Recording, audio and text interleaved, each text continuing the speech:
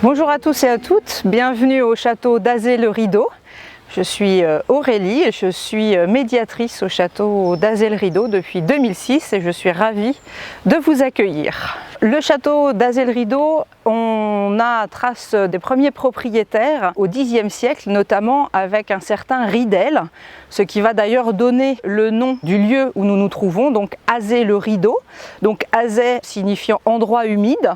Et Ridel va être par déformation transformé en rideau. Voilà. Et d'ailleurs les habitants du village qui est juste à côté du château s'appellent les Ridellois. Ici auparavant il y avait un château fort, on est à la période du Moyen-Âge, donc un château fort, une place fortifiée. Cette fortification va être renforcée par l'eau que vous avez tout autour du site. Donc on est ici sur la rivière Indre, qui est un des affluents de la Loire et qui va finalement complètement enserrer le château, puisque le château d'Azay-le-Rideau est construit sur une île au milieu de cette rivière Indre.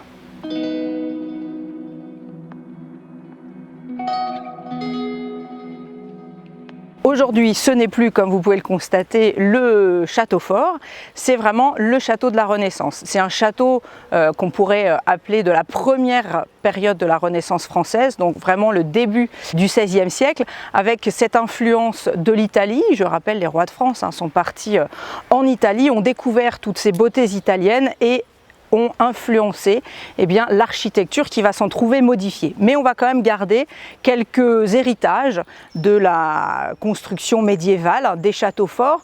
On va retrouver notamment les tours que vous voyez à droite et à gauche. Dans les parties supérieures, on va retrouver notamment les meurtrières, les mâchicoulis, le chemin de ronde, puisqu'il n'y en a qu'un seul. Et on va véritablement avoir ce vocabulaire défensif propre au château fort.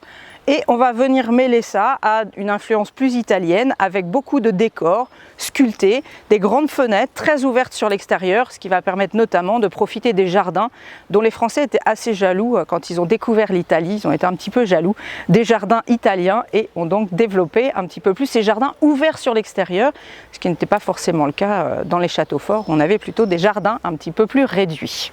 Voilà, donc là, on en profite un maximum par ces grandes fenêtres et ces grandes ouvertures qui vont donc amener aussi beaucoup de lumière à l'intérieur du château. Alors le château d'Azay-le-Rideau appartient depuis 1905 au Centre des Monuments Nationaux et qui a depuis 1905 organisé plusieurs campagnes de restauration. La dernière est vraiment la plus importante, entre 2014 et 2017. Alors déjà le parc a été repris avec des jolies plantations, des petites touches de couleurs, des hortensias, des lavandes. Voilà. On va avoir également une restauration des façades. Donc là il y a eu la mise en place d'un énorme échafaudage qui empaquetait complètement le château, et puis donc une restauration, une restitution des intérieurs plutôt XVIe siècle et XIXe siècle qu'on va découvrir d'ici quelques instants.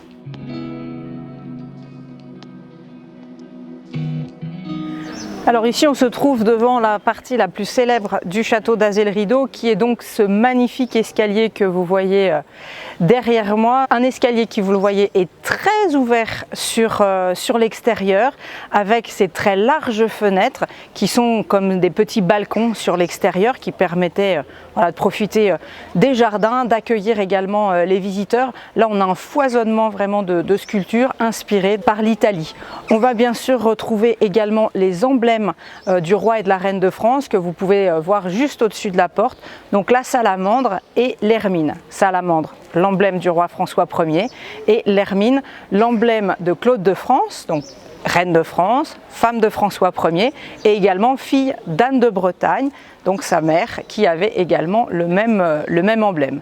Alors le château ici n'est pas un château royal, c'est un château qui a été construit par un des courtisans de François Ier, un de ses financiers, Gilles Berthelot. Et donc ici il rend hommage au roi de France en plaçant en partie centrale les animaux qui le représentent juste ici, à la fois en partie basse et également tout en haut, où on va retrouver également la salamandre, l'hermine, et encore au-dessus, on peut également voir les initiales du roi et de la reine de France, donc avec le F et le C, qui sont faits avec des enroulements de feuilles, de fleurs, de feuillage, donc les fameux rinceaux. Donc ici vraiment une partie entière dédicacée au roi de France, et c'est bien sûr la partie la plus belle.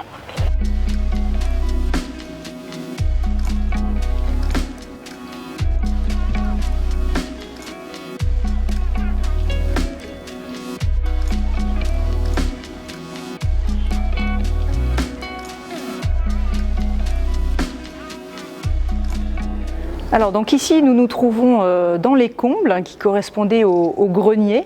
On a la chance, lors de la visite, de pouvoir découvrir cet espace qui est intégré au circuit de visite depuis 2011 et qui permet d'admirer cette magnifique charpente, qui est une charpente d'origine du château, c'est-à-dire du XVIe siècle. Par étude dendrochronologique, donc l'analyse des cernes de ces énormes poutres, eh bien, on a pu dater la période où les arbres ont été coupés, donc toujours en hiver, et là c'était l'hiver 1518-1519. Donc la majorité de la charpente que vous pouvez voir ici date de cette période-là.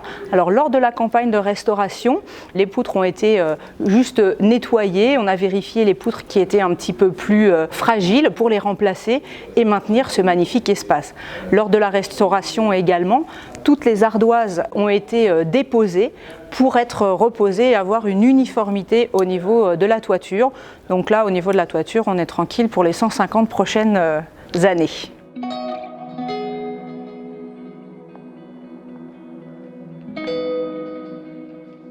Ici, nous nous trouvons dans la chambre Renaissance qui a été entièrement restituée en 2012. Donc ce n'est pas une restauration, c'est vraiment une restitution à partir de travaux scientifiques pour montrer la réalité du XVIe siècle. Alors tout d'abord, on est impressionné par ce magnifique lit qui a été entièrement restitué, notamment avec ses magnifiques couleurs, avec des velours de soie qui ont été réalisés par deux maisons, la maison Presles à Lyon et la maison Lemanac à Tours, également agrémenté de passementeries réalisées par la maison Declercq à Paris. Donc là, le choix des coloris peut surprendre, mais c'était vraiment les coloris à la mode au début du XVIe siècle. Alors souvent, ce qui surprend aussi le visiteur du XXIe siècle, c'est ce que vous avez accroché sur les murs. On est plutôt habitué à voir des tapisseries, des tableaux accrochés sur les murs. Ici, on va retrouver des nattes de jonc. Alors ces nattes de jonc, eh bien, c'était vraiment la mode au XVIe siècle, jusque pratiquement au milieu du XVIIe siècle, jusque les années 1650. On va retrouver ces nattes de jonc qui étaient tendues donc véritablement sur les murs et également donc sur le sol où on trouvait précédemment des petits carreaux de terre cuite. Donc là, c'est une dame anglaise qui est venue pour réaliser ces magnifiques nattes de jonc que vous pouvez retrouver ici. Le château d'Azay-le-Rideau étant le seul château à ce jour à présenter ces nattes de jonc, alors que c'était quelque chose qui était extrêmement courant au XVIe siècle.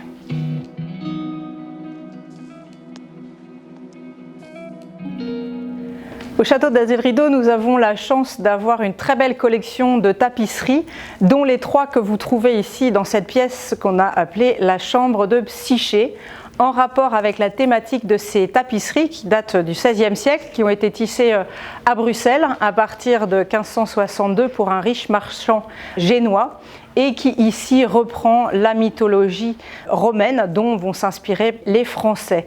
Alors ici, on va retrouver la thématique et l'histoire de Psyché, cette très belle humaine qui a énormément de chance puisque Cupidon, le dieu de l'amour, va tomber amoureux d'elle. Plusieurs péripéties au cours de cette histoire, notamment à un moment, eh bien, Psyché va devoir descendre dans les enfers. C'est ce que l'on retrouve sur la petite tapisserie juste dans l'angle où on retrouve Cerbère, le chien à trois têtes. Et vous voyez que Psyché est passée au-delà en nourrissant Cerbère avec cette petite galette qu'elle tend dans la gueule de Cerbère. Voilà, donc vraiment trois tapisseries qu'on a la chance de voir réunies ici. À l'origine, il y avait 17 tapisseries qui racontaient cette très belle histoire. 7 sont aujourd'hui identifiées et les autres ne sont pas identifiées ou disparues.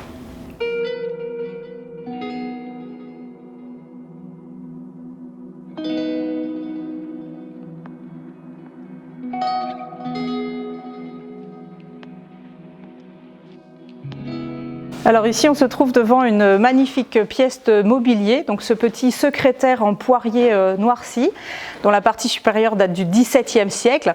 Et ici, donc, on a l'intitulé des plaques gravées sur ivoire, donc misère et malheur de la guerre, donc guerre de 30 ans, donc guerre contre la Hollande à l'époque du roi Louis XIII.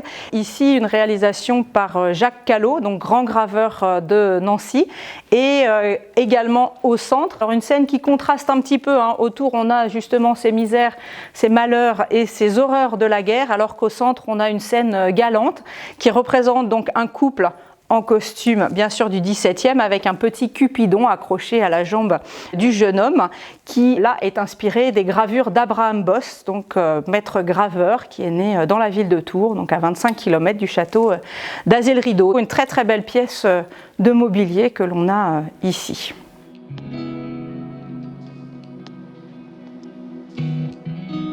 Le château d'Azay-le-Rideau a la particularité de permettre un voyage dans le temps.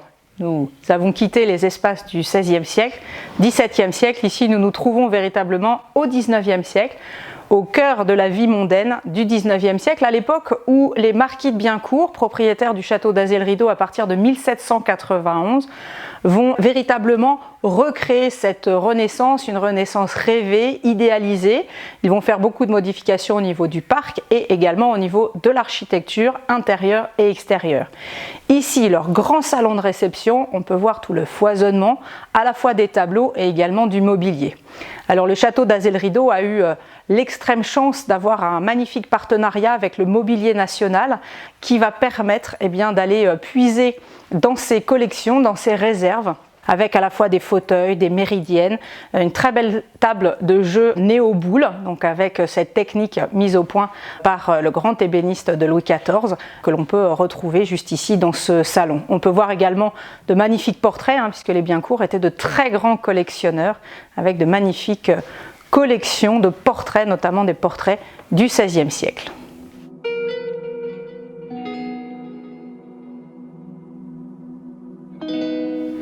À côté du grand salon de réception, la salle de billard des Biencourt. On retrouve ici un magnifique billard du XIXe siècle et on va ici notamment avoir un dépôt du musée du Louvre avec le très grand tableau que vous voyez juste ici qui représente un épisode de Psyché et Cupidon.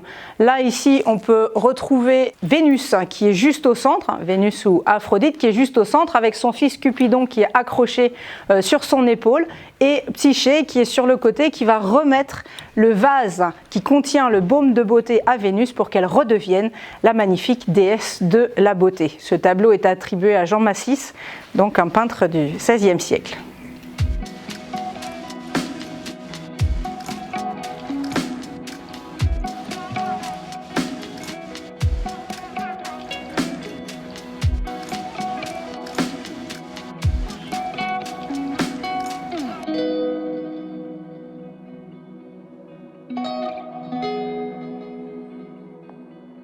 Ce château est situé sur la rivière Indre, vous voyez dans un parc, cet écrin de verdure, et on a un parc ici de 7 hectares où vous pouvez vous promener à loisir, un parc à la mode paysagère, donc créé par les Biencourt au XIXe siècle, parc souvent appelé parc à l'anglaise, avec des allées qui permettent vraiment de faire le tour du château, également de se reposer, d'avoir des endroits un petit peu plus ombragés, des endroits un petit peu plus ensoleillés comme ici sur ces grands espaces de gazon où vous pouvez à loisir profiter de cette magnifique vue et du château d'Azay-le-Rideau où nous vous attendons bien évidemment.